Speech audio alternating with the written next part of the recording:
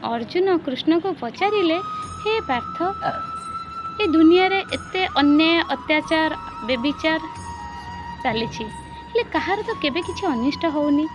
कृष्ण अर्जुन को अने हसी दे कहिले, शुण मु एक कहानी कहूछि। दिने एक राजा चिंता कले किछि ब्राह्मण को डाकिबी, अन्नदान देवी आ निजे मध्य परसिबी। राजा परसिबा समय रे आकाश रे एक चिल उड़ी जाउथिला। आ चिलटी थंटारे एक मला साप थिला। मला साप थंटुरु किछि विष गली से अन्नरे पड़िला। आउ राजा परसिबा संगे संगे ब्राह्मण खाई सारिबा परे देह त्याग कले। एठी दोष कहार थिला? उड़ी जाउथिबा चिलर ना राजांकर? किछि दिन पर सही गाँ को किछि ब्राह्मण आसिले। आउ जड़े स्त्री लोक को भेटिले, पचारिले एठी राजा केउठी रुहंती। स्त्री लोक जनक कहिले, राजा पाखक जीए जाती राजा अन्नदान दे तांको मारी दियंती।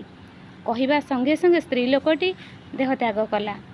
यमराज भाविले ठीक हैला, एभली स्त्री लोक रहिले, एभली परचर्चा परनिंदा पर पछरे गपुथिबा लोक जदि जो जगार रुहे से जगह केबे भी उन्नति हुएनी।